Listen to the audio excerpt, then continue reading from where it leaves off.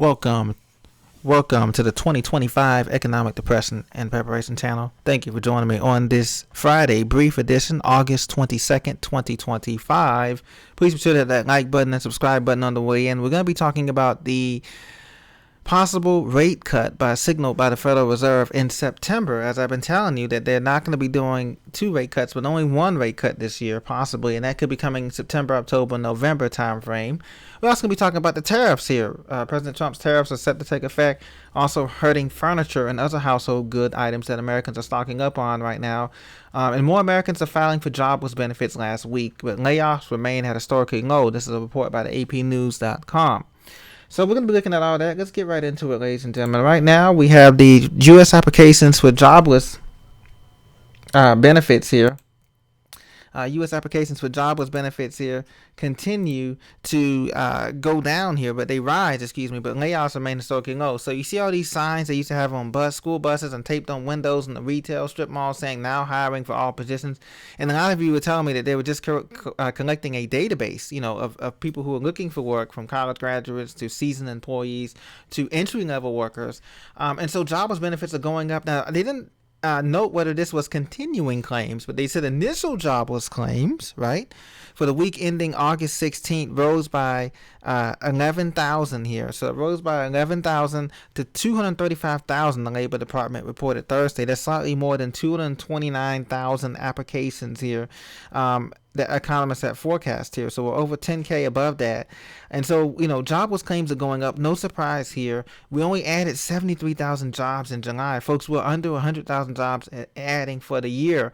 And this is well short of the 115,000 analysts for forecast. So these numbers keep getting revised downward here, and this economy continues to sputter along. The good news is the money is still flowing in terms of credit and business credit and loans, and that's the good news. And that and that the prices are rising steadily, but they're not going into hyperinflation territory. That is the good news, ladies and gentlemen. But the BLS, the Bureau of Labor Statistics, reported earlier this week that unemployment rate in Washington D.C.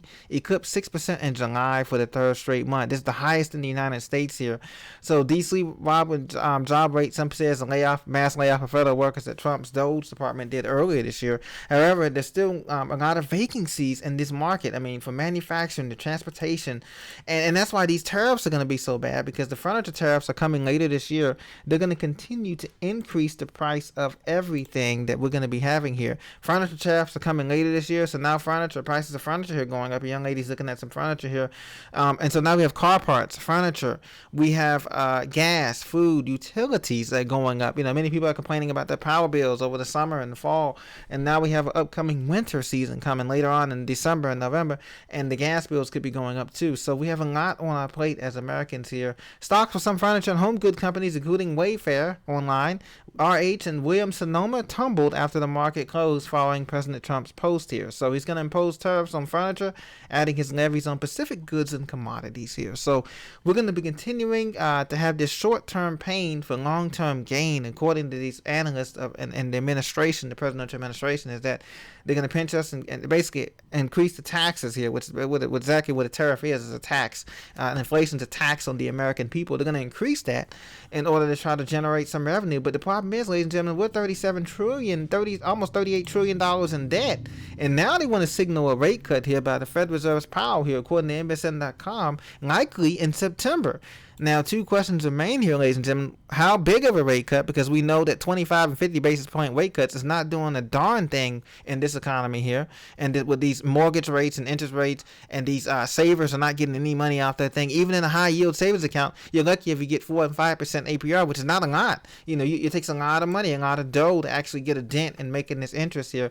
And so we need a full 1 point basis rate cut this year. That's what we need, or even 2 points. But unfortunately, we're not going to get that, ladies and gentlemen. So Federal Reserve Child was signaling a September rate cut here, and you can bet there's a 50% chance it's only going to be a 25 basis point rate cut, which is not going to do anything, a drop in the bucket for this hyperinflation, this mad inflation that we're experiencing in high prices, and less capital, less cash is being flowed here. So Federal Reserve Jerome Powell said that on August 22nd, he opened the door for September interest rate cut despite a recent inflation rise, asserting that, quote, the downside risks to unemployment are rising. So in other words, unemployment is rising, people are losing jobs or cutting back on jobs, businesses are cutting back on jobs, and now he has a decision to make, and he decides, well, look, we're going to try to cut these rates, but is it too much, too little, too late? So the September 16th, September 17th Federal Reserve meeting, look for it, guys, when it comes out. Once again, I mean, they may cut rates, but it's going to be something really minuscule, like a 25 or 50 basis point rate cut, and it's not going to be enough to stem the tide here of job losses, and it's not going to be enough to stem the tide of Americans being angry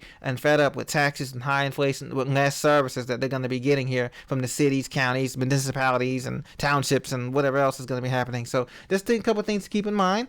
Have a great weekend. Continue to prepare as best you can. Enjoy a weekend, and continue to train in all facets of life, spiritually, physically, mentally, emotionally, guys, for this marathon that we're coming into, and this slowdown here that we're going to be experiencing in 2026, late 2025 into 2026, as the money begins to slow down here, the velocity of money, the movement of money begins to slow down here in America and elsewhere around the world in this worldwide recession. But it's going to be starting over here first in Canada and all the other countries, European and all the other G20 and G8, G7 nations. So thank you for listening, guys. Be sure to subscribe, share this video so you can be notified when the latest video comes out. I appreciate your support, ladies and gentlemen. God bless, and I'll see you in the next video, probably on coming before Monday, before we go into the next work week. Take care.